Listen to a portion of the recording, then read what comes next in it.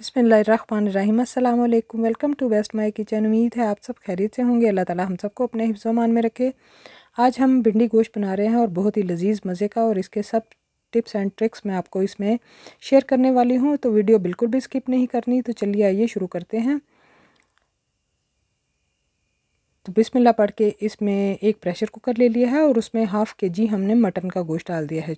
बकरे का गोश्त है, आप चाहें तो बीफ भी ले सकते हैं। तो प्याज मैंने 2 मीडियम साइज़ प्याज थे जिनको स्लाइसिस करके डाल दिया है। हरी मिर्चें तीखी वाली थी मेरे पास 3-4 अदद, वो मैंने स्लाइसिस करके डाल दी हैं। और अब डालेंगे इसमें 1 टेबलस्पून अदरक लहसुन का पेस्ट, 1 टीस्पून नमक डाल दें। हाफ़ टेबल स्पून हम इसमें रेड चिली पाउडर डालेंगे, यानी कि लाल मिर्चों का पाउडर, और हल्दी पाउडर डालेंगे 1 टीस्पून, और धनिया पाउडर है हमारे पास 1 टीस्पून, ये डाल देंगे। और 2 ग्लास मैंने इसमें पानी के शामिल किए हैं। आपको जैसे भी लगे कि आपका गोश्त इतने पानी में गल जाएगा तो आप उतना ही पानी डालें। 2 मीडियम साइज़ मैंने इसमें टमाटर डाल दिए हैं और प्रेशर को वेट लगा दिया है। और जब इसका वेट हिलेगा तो फिर हम इसको 15 मिनट के लिए मैंने फिर रखा था और उसमें हमारा गोश्त अच्छा सा गल गया था। ये आधा किलो मेरे पास भिंडी थी, जिसका ये देखें मैंने धोने के बाद इसको पंखे के नीचे हवा में फैला कर रख दिया था ताकि ये अच्छी तरह से खुश्क हो जाए। और अब इनका हेड और टेल काट दिया है और सेंटर से मैंने इस तरह से इसको टेढ़ी शेप में काटा है ताकि इसमें जो कीड़ा वगैरह हो वो अच्छी तरह से हम देख सकें। तो सारी भिंडियाँ जो हैं, मैं कुकिंग ऑयल मैंने 1/3 कप डाल दिया है, यानी कि क्वार्टर कप से थोड़ा ज़्यादा। तो कुकिंग ऑयल थोड़ा गर्म हो गया है, तो अब हम इसमें भिंडियाँ डाल देंगे और इसको हम फ्राई कर लेंगे। और भिंडियों में लेस ख़त्म करने का जो ज़बरदस्त तरीका है वो ये है कि आप इसमें सोया सॉस 1 टेबलस्पून डाल दें, तो फिर देखें कि भिंडियों की जो लेस है वो उड़न छू हो जाएगी, बिल्कुल गायब हो जाएगी। आप कहेंगे कि आपकी भिंडियों में लेस थी ही नहीं। तो जिन लोगों को, काफ़ी लोगों को ये भिंडियाँ इसीलिए अच्छी नहीं लगती क्योंकि इसमें लेस होती है। तो आप अगर इसमें 1 टेबलस्पून सोया सॉस यूज़ कर लेंगे तो आपका जो आपकी भिंडियाँ हैं वो लेस के बगैर बनेंगी और बहुत ही ज़बरदस्त मज़े की बनेंगी।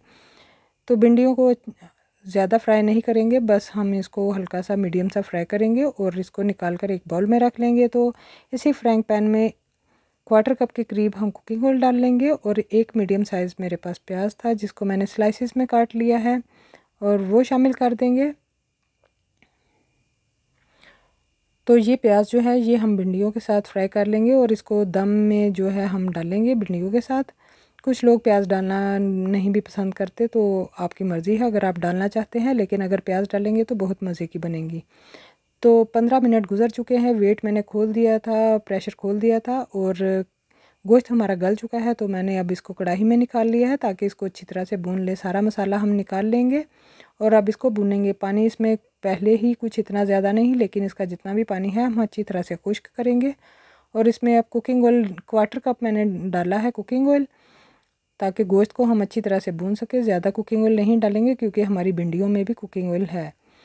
तो देखिए काफ़ी हद तक मैंने जो है गोश्त को बहुत अच्छा से भून लिया है। गोश्त को भून लेने से इसकी स्मेल ख़त्म हो जाती है। तो भिंडियाँ और प्याज जो हमने फ्राई करके रखे थे वो डाल देंगे और इसको अच्छी तरह से मिक्स कर लेंगे। अब हम इसको दम पे रखेंगे और दम पे रखने से पहले हम इसमें एक मीडियम साइज़ मेरे पास टमाटर था जिसको मैंने स्लाइसिस में काट लिया है और चॉप कर लिया है, वो डाल देंगे और इसको मिक्स कर लेंगे। तो भिंडियों को मज़ेदार करने के लिए इसमें हम जो है वो मैं आमचूर का पाउडर डालूँगी। आपके पास अगर आमचूर ना हो तो आप कच्चा आम भी डाल सकते हैं और आप इसमें अनारदाना कूट कर 1 टेबलस्पून वो भी शामिल कर सकते हैं। और अगर वो भी ना हो तो आप इसमें इमली का पल्प शामिल कर सकते हैं। तो ये आमचूर पाउडर मेरा होममेड है, इसकी रेसिपी आप मेरे चैनल पर देख सकते हैं। हाफ़ टी स्पून मैंने आमचूर पाउडर डाल दिया है और 1 टीस्पून जो है वो मैंने गरम मसाला पाउडर का डाल दिया है। और अब इसको हम ढाँप देंगे, दम पे रख देंगे। और 10 मिनट का मैंने इसको दम दिया था और खोलने के बाद इस पर मैंने पुदीने की पत्तियां डाल दी हैं। पुदीने की पत्तियों से इसका फ्लेवर बहुत ही अच्छा आएगा। आमतौर पे इसके साथ पुदीने की चटनी जो है वो बहुत ही ज़बरदस्त लगती है, अनारदाने वाली, तो आप वो भी खा सकते हैं। लेकिन मेरे पास इस वक्त पुदीने की चटनी नहीं थी तो मैंने मिंट जो लीव्स हैं वो डाल दिए थे, इससे भी इसका फ्लेवर बहुत ही अच्छा आएगा।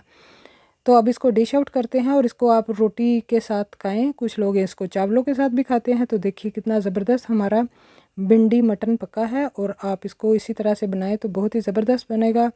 तो वीडियो देखने के लिए बहुत बहुत शुक्रिया। आपको हमारी वीडियो अच्छी लगे लाइक और शेयर कीजिए और हमारे चैनल को सब्सक्राइब कीजिए। अगर अभी तक आपने हमारा चैनल सब्सक्राइब नहीं किया तो हमारे चैनल को सब्सक्राइब कीजिए ताकि हर आने वाली वीडियो आप तक पहुंचती रहे और आप भी घर बैठे मज़े